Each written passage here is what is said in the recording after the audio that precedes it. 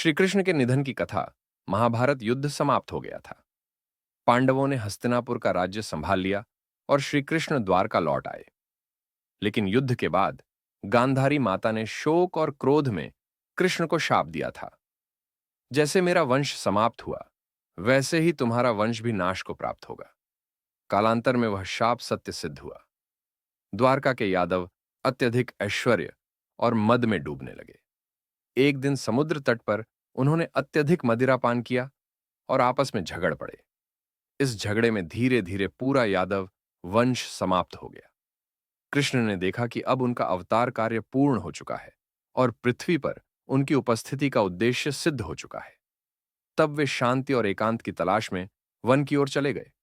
एक विशाल पीपल के वृक्ष के नीचे बैठकर वे ध्यानमग्न हो गए।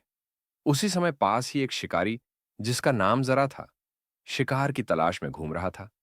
उसने दूर से श्री कृष्ण के लाल कमल जैसे पैर के तलवे को देखा, जो हिरण की आंख जैसा चमक रहा था। भ्रमवश उसने बाण चला दिया। वह बाण सीधे श्री कृष्ण के पांव में लगा।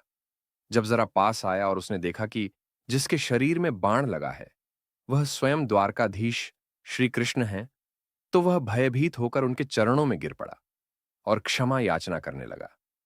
तब श्री कृष्ण ने कोमल मुस्कान के साथ कहा, हे जरा चिंता मत कर, यह सब नियति का विधान है।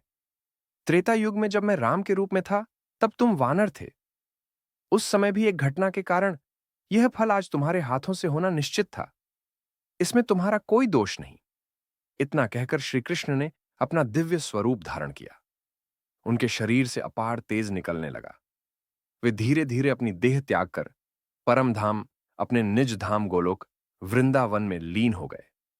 उस समय आकाश में देवताओं ने पुष्प वर्षा की और वातावरण हरि हरि ध्वनि से गूंज उठा। बाद में अर्जुन वहां पहुंचे। उन्होंने श्री कृष्ण के पार्थिव शरीर का अंतिम संस्कार किया। उसी समय समुद्र ने भी द्वारका नगरी को अपने जल में समा लिया।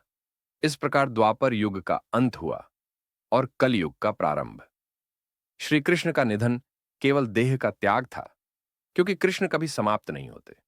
वे आज भी प्रत्येक भक्त के हृदय में, प्रत्येक नाम स्मरण में और प्रत्येक कथा में जीवित हैं। जय श्री कृष्ण।